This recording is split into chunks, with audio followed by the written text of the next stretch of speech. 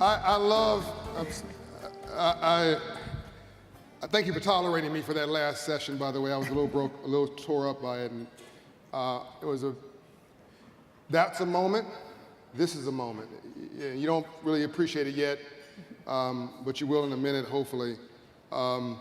History doesn't feel historic when you're sitting in it. It just feels like another day. It takes 20 years to look back at a moment and say that was historic. They call my friend here T, because they can't say her name. And in a corporate environment, she wanted to cut everybody a break so they could say her name properly, so it sounds cool, T. Let me explain who she is and then whose she is. You're now looking at, and I'm over the moon excited about this, you're now looking at, soon listening to, the most powerful African-American, person of color. I had to think about this for a moment. I had to think about Africa. African or African-American, the most powerful black person in banking on the planet.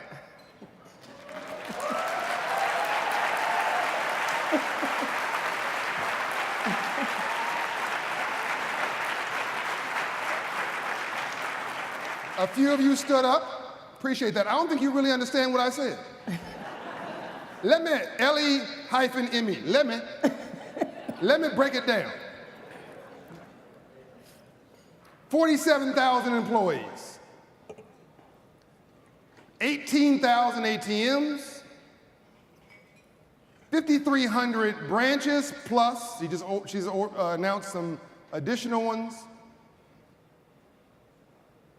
$810 billion in assets under management, all under her control.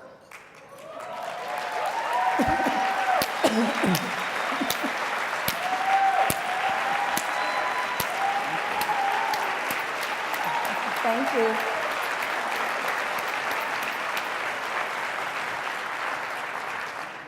you. You don't get this job because you look cute. You pretty. You don't even get it because you're just smart. This is not a community relations is fantastic. This is not community relations. Community reinvestment is fantastic. This is not CRA. She ran a balance sheet. She ran divisions leading up to this. She had to prove, Jamie Dimon deserves enormous credit for recognizing her talent.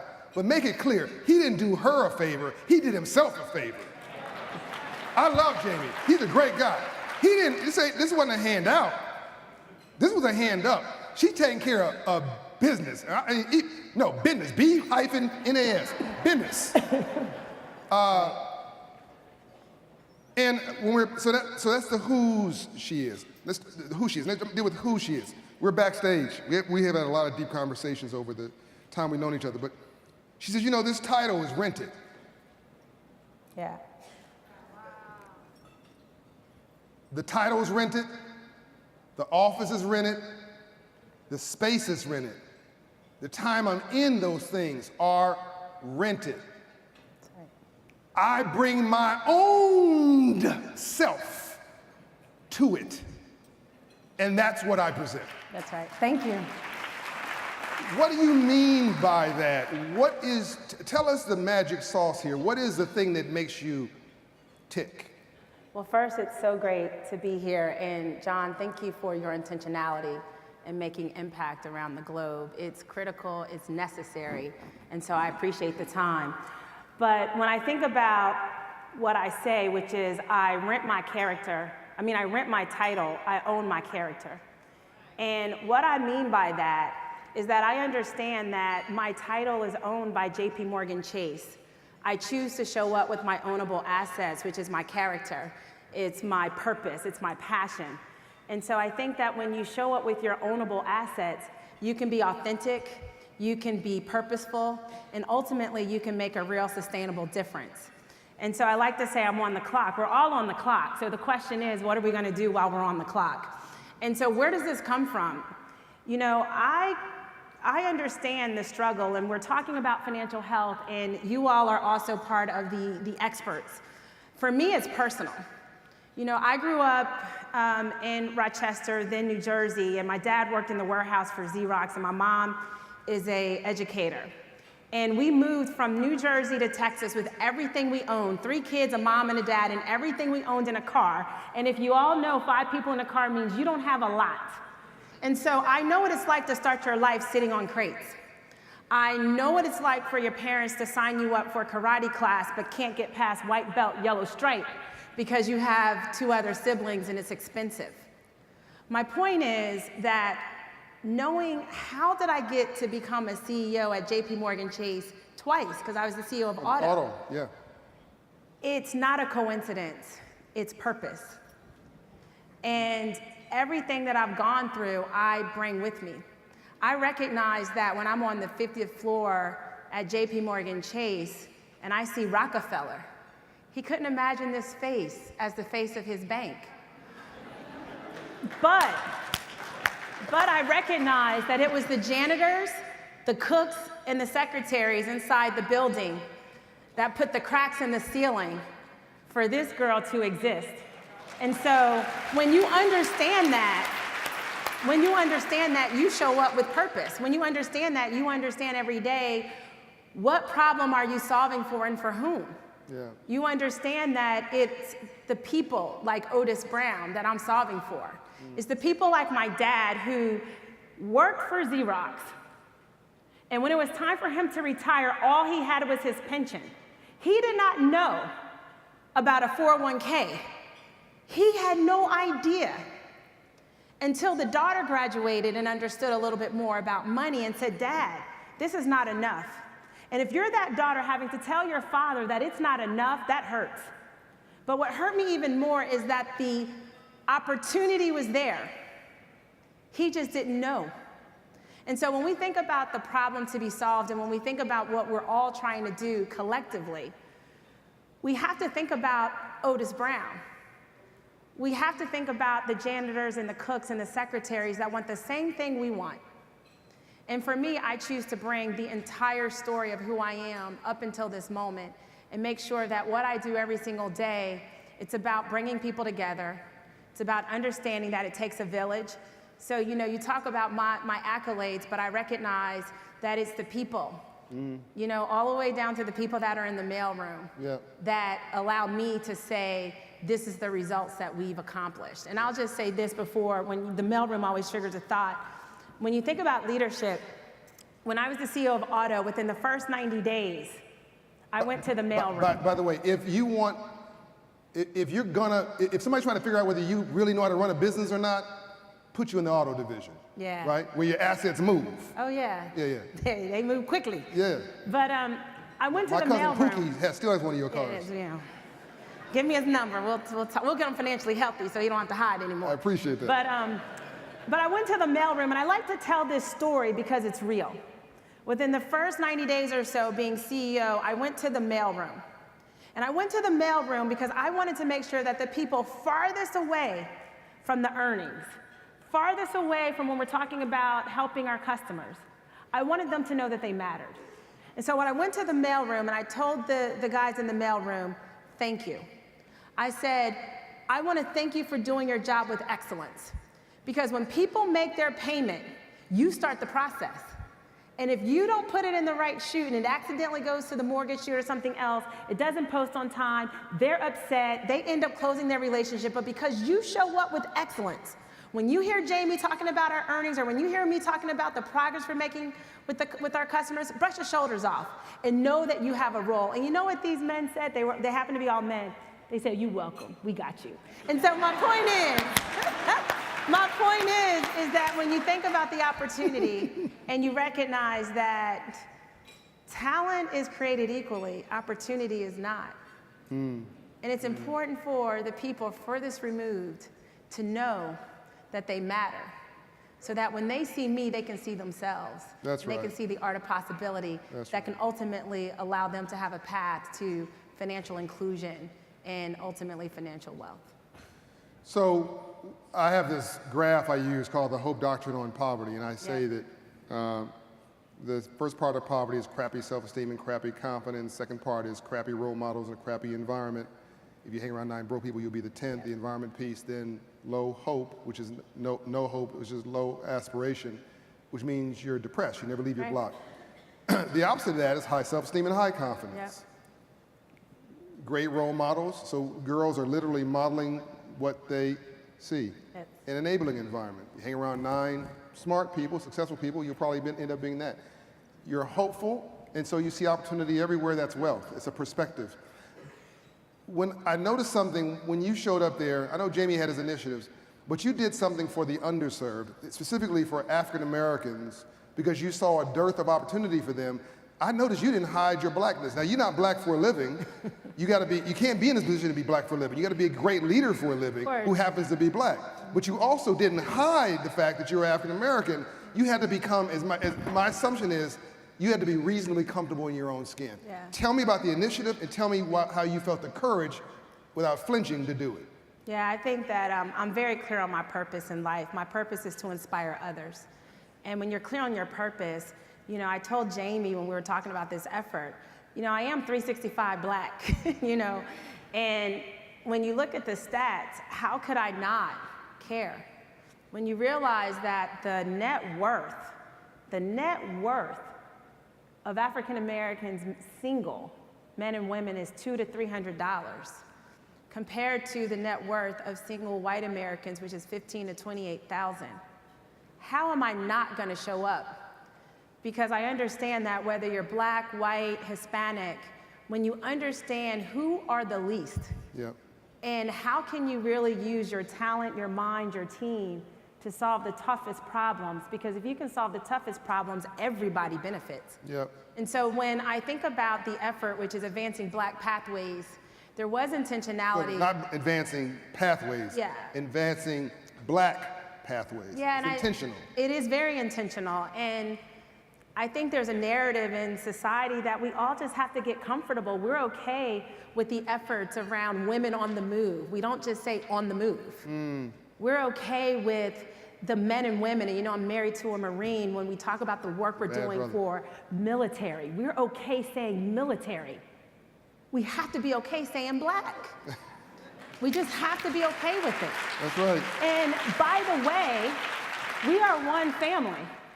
And we have to operate that if there's one piece of society that does not feel like they have the right level of inclusion, and we know it's not just a feeling, it's rooted in history, then we all, black, white, Latino, everyone has to say we can do better. And so advancing black pathways is about intentionality, and it's understanding the stats. And what we're doing as a firm, and this is not about JPMorgan Chase, it is about impacting the community. And so we're really focused on understanding education, careers, and wealth. And you have to operate in all of that space. We know the stats when it comes to education. It's not just getting into college, we have to graduate. It's not just going to school, it's about having a skill. But even when you graduate, you move into careers. And we know that there's issues in terms of moving all the way up and ascending. We know that there's a lot of layers there, so what can we do in terms of showing up with the art of possibilities so young people can be a CEO before they're a CEO, because if you see it, you can believe it. That's it. But then even when we have careers, go back to the facts, $200 to $300, we are not building wealth. And so we have to be outcome driven, because when we are building wealth, and when I talk about wealth, it's not just the financial wealth, because when you have the money, you can give back. You can help your community, you can help your mom and your dad. The point is, advancing black pathways is just about that, advancing black pathways. And when we figure out how we advance black pathways, we can now scale that to everyone. Example, interns.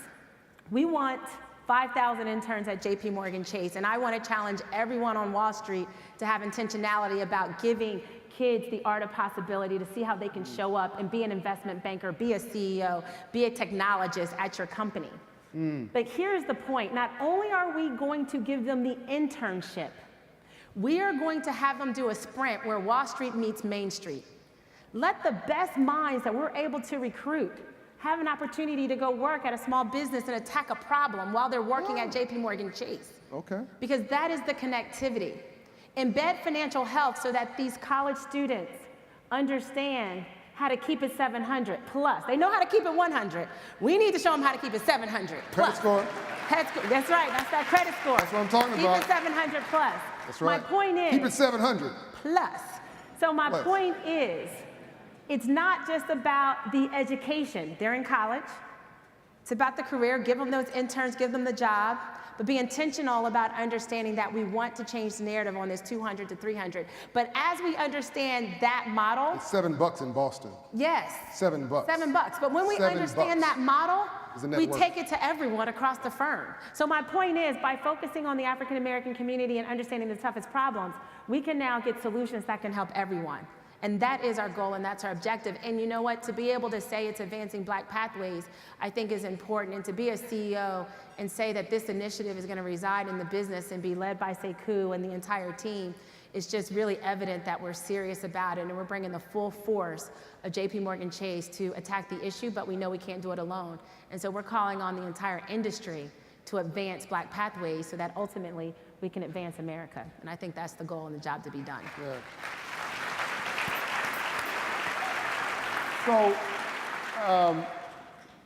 when I want people to be clear when they hear this. This is also being live streamed on MSNBC and over the internet. I don't want anybody to just hear a piece of this, get the wrong impression. We're not talking about a giveaway program here. No.